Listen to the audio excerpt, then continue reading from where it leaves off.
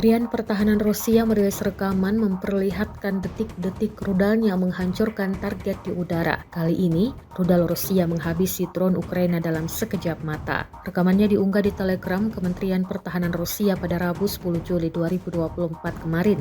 Dalam keterangan unggahan disebutkan awak sistem rudal pertahanan udara Pansir S-1 menghancurkan drone militer Ukraina di wilayah tanggung jawab kelompok pasukan Vostok. Sistem rudal dan senjata anti pesawat diklaim terus memantau wilayah udara di atas posisi pasukan Rusia sepanjang waktu. Untuk menghancurkan sasaran, Pansir S-1 memiliki 12 rudal anti pesawat dan 2 meriam laras ganda 30 mm dengan amunisi 1.400 butir, jelas narasi unggahan. Kamera pengintai Rusia juga merekam drone yang hancur usai dihantam rudal. Rekamannya pun kini telah menuai berbagai komentar dari warganet.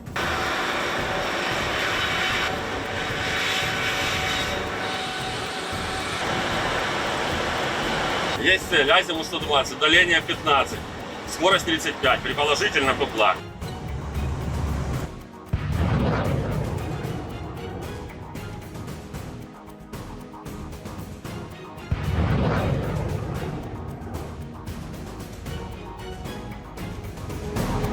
Kementerian Pertahanan Rusia merilis rekaman aksi 2 drone-nya saat menyerang posisi tentara Ukraina. Rekamannya diunggah di Telegram Kementerian Pertahanan Rusia pada Rabu 10 Juli 2024. Dalam keterangan unggahan disebutkan awak drone Sala membantu artileri dan operator Lancet melancarkan serangan tepat ke militer Ukraina. Operator drone pengintai Sala menemukan area di mana personel dan peralatan angkatan bersenjata Ukraina terkonsentrasi di titik kuat yang disamarkan di kawasan hutan. Mereka langsung mengirimkan koordinat target kepada pasukan artileri dan awak amunisi Lancet yang berkeliaran. Para pasukan dan operator Rusia dengan cepat melancarkan serangan besar-besaran terhadap militer Ukraina. Mereka mengklaim berhasil menghancurkan howitzer M777 Amerika, tank dan senjata self-propelled Caesar Prancis. Проходим предполетное тестирование. И все, и во времени заявки отправляем борт обратно в работу. Беспилотник зала используется с баражирующими боеприпасами ланцет. Связки зала обнаруживает цель, ланцет уничтожает. Боевой режим. Да. Есть попадание. Да.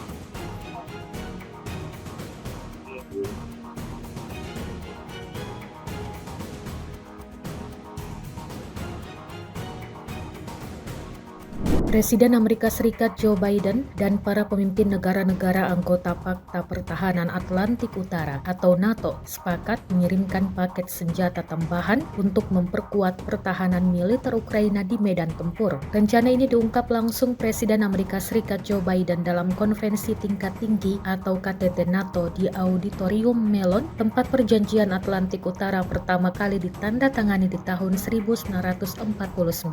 Biden mengklaim bahwa Pakta NATO beberapa bulan ke depan bakal mengirim puluhan sistem pertahanan udara taktis ke Ukraina. Bantuan militer tersebut mencakup baterai dan komponen baru untuk sistem rudal Patriot yang disumbangkan oleh Amerika Serikat, Jerman, Rumania, Belanda, dan mitra lainnya. Italia akan menyumbangkan sistem rudal SAMPT tambahan. Sementara sekutunya lain, seperti termasuk Kanada, Norwegia, Spanyol, dan Inggris mengungkap akan membantu menyumbangkan sistem NASAMS, Hawk, Iris-T SLM, Iris-T SLS, dan Angkatan bersenjata Ukraina benar-benar tak lagi dapat bergerak dengan bebas. Bagaimana tidak, dimanapun mereka bersembunyi, drone militer Rusia terus mengintai keberadaan mereka. Baru-baru ini beredar sebuah rekaman di media sosial Telegram pada Kamis 11 Juli 2024. Dalam rekaman tersebut memperlihatkan detik-detik penghancuran personal militer Ukraina. Tentara Kiev yang baru saja keluar dari ruangan galian langsung disambut oleh serangan dari militer Rusia. Seperti yang terlihat dalam rekaman, ledakan terjadi dan kepulan asap tebal membumbung tinggi di titik yang ditargetkan. Hingga video ini beredar, beragam respon diberikan warganet.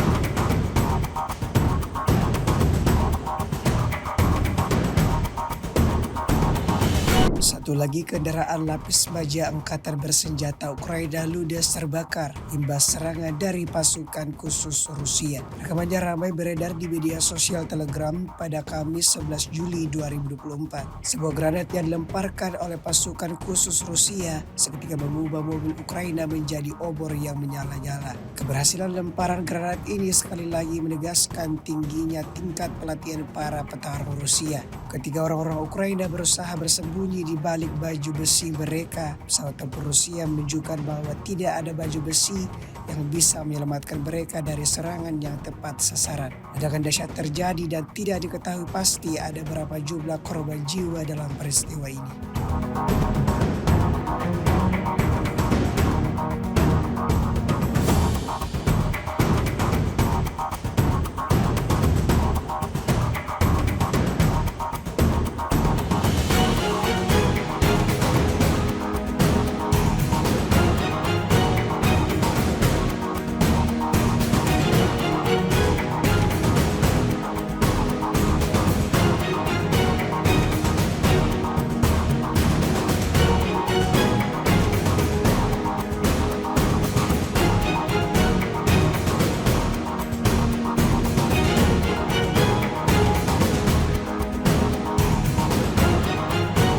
Menegangkan, beginilah aksi dari tentara Buryatia saat berusaha menghancurkan drone FPV Ukraina menggunakan senjata ringan. Rekamannya ramai beredar di media sosial Telegram pada Kamis 11 Juni 2024. Dalam video amatir yang diabadikan sendiri oleh tentara dari Buryatia tersebut memperlihatkan momen saat mereka melakukan pengintaian. Mereka tampak berlindung di bawah pohon dan menunggu waktu yang pas untuk meluncurkan serangannya. Setelah mendapat waktu yang pas, rentetan tembakan mematikan langsung dilayangkan, seperti yang terlihat dalam rekaman. Tembakannya diklaim tepat mengenai sasaran dan lagi-lagi mengantarkan militer Ukraina pada kerugian baru.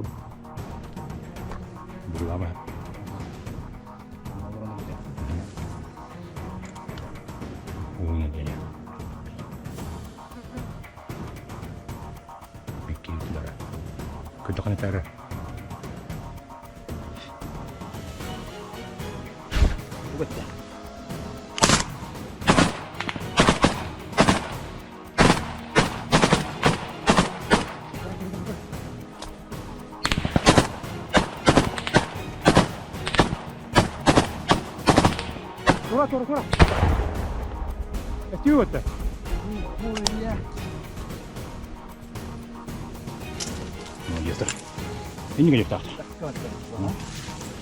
Красавчик. Когда Херин бедро, во, там. Кискам кидать. Могай вертая. Sebuah rekaman ramai dibicarakan warganet di media sosial Telegram pada Kamis 11 Juni 2024. Dalam rekaman tersebut memperlihatkan momentum artileri kelompok pasukan Dnieper menghancurkan benteng Angkatan Bersenjata Ukraina di arah Kherson. Disebutkan dalam keterangan unggahan, sasaran serang berikutnya adalah posisi tembak yang disamarkan dan sebuah pos pengamatan yang terletak di sebuah rumah kosong di tepi kanan Dnieper. Setelah melakukan persiapan dengan baik, militer Rusia tanpa ragu melayangkan serangannya. Seperti yang terlihat dalam rekaman, militer Rusia meyakini serangannya ini tak menyisakan apapun di posisi targetnya.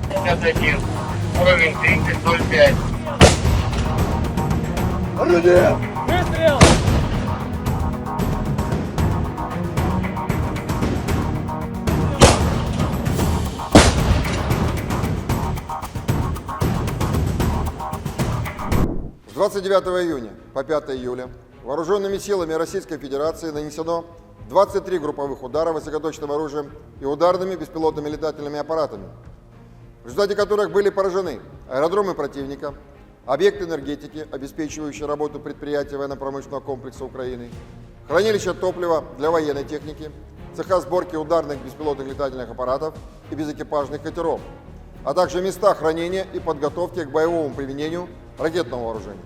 В течение недели подразделения группировки «Востсевер» улучшили положение по переднему краю и нанесли поражение живой силе и технике 3 бригад Вооруженных сил Украины, бригады морской пехоты и 2 бригад территориальной обороны противника. Кроме того, отразили 5 контратак штурмовых групп Вооруженных сил Украины. Потери противника за указанный период на данном направлении составили до 1595 военнослужащих, 4 танка, 3 боевые бронированные машины, 30 автомобилей, 3 станции радиоэлектронной борьбы, а также 31 орудие полевой артиллерии, в том числе 12 крупнокалиберных гаубиц различных модификаций производства США. Подразделения группировки войск «Запад» в результате успешных действий освободили населенный пункт Степовая Новоселовка Харьковской области, улучшили тактическое положение и нанесли поражение формированием 3 механизированных, штурмовой и аэромобильных бригад Вооруженных сил Украины, а также 2 бригад территориальной обороны. Отражены 11 контратак штурмовых групп противника. Вооруженные силы Украины потеряли за неделю на данном направлении до 3580 военнослужащих, танк, 7 боевых бронированных машин, 29 автомобилей, 4 боевые машины реактивных систем залпового огня «Град», 27 орудий полевой артиллерии, в том числе 10 западного производства. Кроме того, уничтожены 20 полевых складов боеприпасов. Подразделения южной группировки войск активными действиями освободили населенный пункт Спорное и район Новый города Часов Яр Донецкой Народной Республики. Нанесли поражение живой силе и технике 2 механизированных и 2 десантно-штурмовых бригад Вооруженных сил Украины. Отразили 18 контратак штурмовых групп противника. Потери Вооруженных сил Украины составили за неделю до 3845 военнослужащих на данном направлении, 4 танка, 19 боевых бронированных машин, в том числе 3 бронетранспортера М113 производства США, 65 автомобилей, 53 орудия полевой артиллерии. Кроме того, уничтожены 8 станций радиоэлектронной борьбы и 35 полевых складов боеприпасов Вооруженных сил Украины.